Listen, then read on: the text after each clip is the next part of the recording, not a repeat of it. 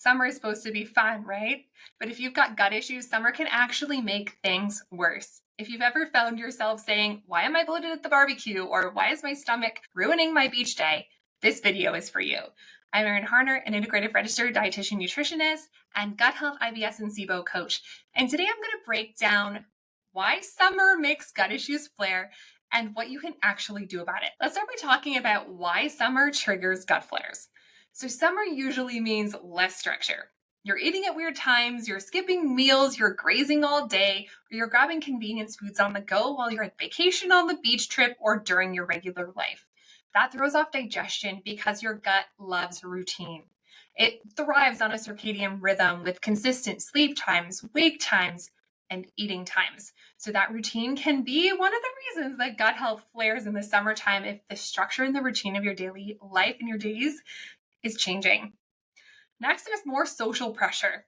So barbecues, cocktails, ice cream with the kids after the sports game. These are fun moments, but if you're dealing with gut issues, they can add to the stress.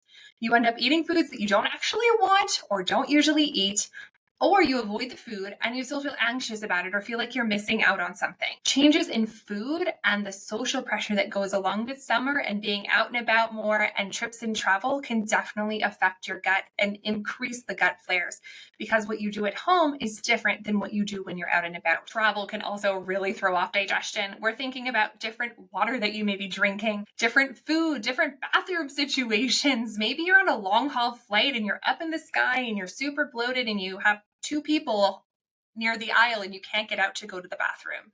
That definitely affects your stress levels, how you eat, and the water that you're drinking. So travel can definitely throw off digestion in a big way. It can slow gut motility. It can change how your microbiome functions. So keep that in mind. Something else that happens with travel, especially air travel, if you're taking airplanes, is you get a lot of gas introduced in the system when you go up high in the sky. Yes, the cabins are pressurized, but you still get a lot of gas. And that's why you may feel bloated or groggy and just not so well when you're flying or after your flight. Heat and dehydration are more common in the summer, and they slow things down even more. Your gut needs proper hydration to keep things moving.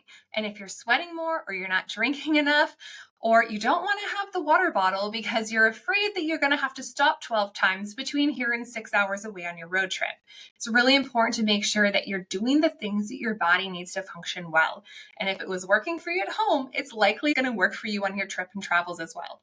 And I know it's not always possible to do the exact same routine and rhythm that you do at home on the go, but it certainly can help to keep whatever things you normally do to keep things moving on the go as well. Just remember, the summer is hot, and when you're not drinking enough water to get things moving to replenish the lost fluids, everything can get kind of backed up and stuck, and that can make constipation worse. It can reduce motility, and it can create a host of other symptoms like gas and bloating and just feeling icky overall because you're not having those smooth, soft, consistent bowel movements. And then there's the one that's a little tricky, and this is really the stress of being seen. Swimsuit season, social anxiety, family events, it all adds up. When your nervous system stays on high alert, digestion shuts down or gets a little off kilter. That's the gut-brain loop at work. You can't hide in your oversized sweaters or yoga pants in the summertime, or wearing bathing suits and shorts and tank tops and dresses, and we are more visible. So it's something to keep in mind, that stress of being seen. If your belly feels like it's 6 months pregnant by the end of the day because it's so distended, you're going to be more wary and conscious of it, even if it's the same in the summertime as the wintertime. And then we have the emotional toll of summer gut struggles. Summer's supposed to be carefree and fun, but you're dealing with gut issues. If you feel like your stomach is controlling your calendar, that's a problem. It makes it a lot less fun and a lot less carefree. You might say no to social plans because you're afraid of what the food will do to you, or afraid you're not going to be able to find a bathroom, or you're going to spend the whole time worried about bloating or gas, or avoiding the foods, or eating the foods and then regretting it later. So there's a lot of social pressures and emotions that go along with the summertime that just aren't there the rest of the year.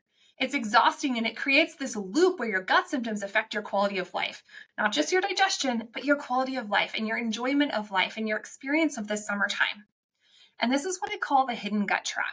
You're trying to manage symptoms with short-term fixes instead of addressing the real root cause. Summer makes this worse because you're adding extra stress and less structure to a system that's already struggling. The trap is thinking, if I can just get through this summer, maybe things will be better. But gut healing doesn't happen by accident.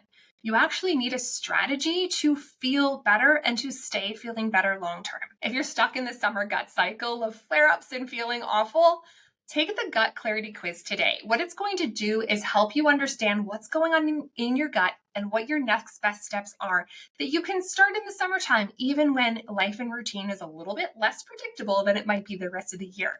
It's a quick and simple way to figure out what your gut is actually trying to tell you and how to get out of the trap before fall comes around and you're still dealing with the exact same issues and they haven't resolved and you're still feeling awful. You'll find the link below. And if you're ready to build a gut that can actually handle real life, including summertime barbecues, travel, busy schedules, and all the unpredictability, watch my next video. It's called How to Build a Stronger, More Resilient Gut. And it'll show you exactly how to support your gut long term so you don't keep getting into these cycles of flare-ups and symptoms and feeling awful and then having to go through a whole life overhaul to feel good again. Watch that next video and we'll see you there.